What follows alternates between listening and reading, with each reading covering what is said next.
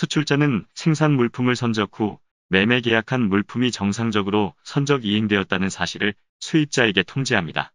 이것을 선적 통지 혹은 쉬핑 어드바이스라고 하는 것이죠. 이러한 선적 통지는 선적 서류를 스캔해서 이메일에 첨부하는데 단순히 선적 서류만을 전달하는 것이 아니라 해당 선적건의 PO 번호, 물품의 상세 명세, 선적 일자 등의 정보를 함께 전달합니다. 그렇다면 흔히 쉬핑 다큐먼트라고 하는 선적 서류는 어떤 서류로 구성이 되어 있을까요? 선적 서류는 기본적으로 상업송장, 포장명세서, 그리고 흔히 BL이라고 하는 운송 서류가 하나의 세트로 구성됩니다. 물론 수입자의 요청에 의해서 원산지증명서, 검역증 등의 서류가 추가될 수 있습니다.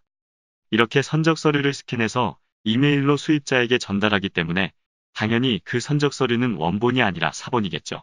그렇다면 원본은 어떠한 방법으로 수출자가 수입자에게 전달할까요? 이것은 수출자와 수입자 사이에서 결정된 결제 조건과 밀접한 연관을 가집니다. 상업송장 금액 100%를 계좌이체 방식으로 진행하는 경우 선적 서류 원본은 수출자가 은행을 거치지 않고 수입자에게 DHL과 같은 특송을 통해서 전달합니다. 은행으로 선적 서류 원본이 제출되지 않죠. 그러나 신용장 및 DP와 같은 결제 조건에서는 선적 서류 원본을 은행으로 제출합니다. 이후 수입자는 그 선적 서류 원본을 은행으로부터 전달받아서 수입지에서 화물을 인수하게 되는 것이죠. 결국 수출자는 계약 물품을 선적한 후 선적 서류를 스캔해서 이메일로 선적 통지하는데 이러한 수출자의 선적 통지는 결제 조건과 관계없이 관례적으로 이행하는 것입니다. 그러나 선적 서류 원본은 수출자가 수입자에게 전달할 때 결제 조건에 영향을 받아서 수입자에게 직접 전달할 수도 있고 은행을 통해서 전달할 수도 있겠습니다. 참고로 수출지 포워더가 수입지 포워더에게도 선적 후 선적 서류를 전달하는데 포워더 간에 선적 서류를 전달하는 것은 프리얼랏이라고 표현합니다. 선적 서류 원본을 수출자가 은행으로 제출하는 결제 조건 중에 신용장과 DP에 대해서 알아보겠습니다. 신용장 및 DP는 공통점도 있고 차이점도 있습니다. 공통점은 선적 이행 후 선적 서류를 은행으로 제출하여 선적 대금을 지급받는 후결제 조건이라는 것입니다. 차이점은 신용장은 선적 대금의 지급을 은행이 개런티하는 것이고 DP는 수입자가 대금 지급을 약속하는 것입니다. 먼저 신용장은 은행이 수출자에게 신용장과 일치하는 선적 서류를 은행으로 제출하면 선적 대금을 지급하겠다라는 결제 조건입니다. 다시 말해서 선적 대금의 지급을 은행이 수출자에게 개런티하는 결제 조건으로서 선적 대금을 지급하는 지급인이 은행입니다. 그래서 수출자 입장에서 선적 대금 지급을 개런티한 은행의 신용도가 대단히 중요한 것이죠.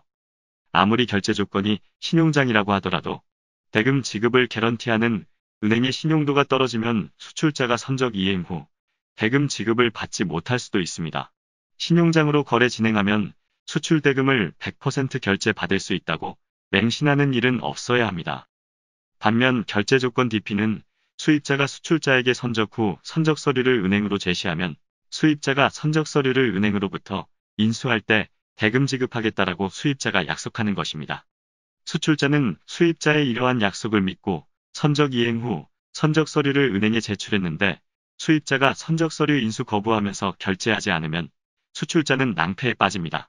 아무래도 은행이 대금 지급 개런티하는 신용장보다는 수입자가 선적 대금 지급을 약속하는 결제 조건 DP가 수출자에게는 불안한 결제 조건이 될 수밖에 없습니다. 그렇다면 신용장 거래를 하지 않고 DP를 결제 조건으로 선택하는 이유는 무엇일까요? 수출자 입장에서는 당연히 DP보다는 신용장 거래를 원할 겁니다. 그래서 수출자가 수입자에게 신용장 거래를 제안했을 때 수입자가 부정적인 입장을 취하고 DP를 요구하는 것에는 여러 가지 이유가 있을 것입니다. 그 중에 하나로서 수입자가 담보 제공 능력이 없고 신용도 역시 떨어져서 은행이 수입자의 신용장 개설 신청을 거부하는 상황일 수 있다는 것이죠. 은행은 신용도가 떨어지는 수입자의 신용장 개설 신청을 거부할 수 있으니까요. 이렇게 신용장 거래에 대해서 부정적인 입장을 취하는 수입자에 대해서 수출자는 상당한 의심을 해야 할 것입니다. 그리고 정말로 신용도가 떨어지는 수입자라면 그러한 수입자의 대금 지급 약속을 믿고 선적 이행하는 수출자는 없을 것입니다. 마지막으로 선적 이후에 선적 대금을 지급받는 후결제 조건으로서 신용장과 DP 거래에서 수출자가 10억 원의 물품을 수출한다고 가정해 보겠습니다. 그렇다면 수출자는 물품을 생산해서 포장 후 선적 이행하기까지 모든 비용을 수출자의 주머니에서 현금을 지출해서 물품을 생산해야 합니다. 다시 말해서 물품 생산 시점부터 선적 이행까지 수출자의 현금 유동성에 문제가 발생될 수 있습니다. 더 큰 문제는 DP 결제 조건일 때 수출자가 이렇게 자신의 현금을 사용해서 선적 이행했는데 수입자가 결제를 거부하는 상황에 직면하는 것입니다. 따라서 유동성의 확보와 수입자의 대금 결제 거부를 방지하기 위해서 수출자는 전체 선적 대금 10억 중에 30%를 TT 선결제 받고 잔액 70% 7억은 선적 이후에 DP 혹은 신용장으로 결제받는 방법을 수입자에게 제안할 수 있습니다.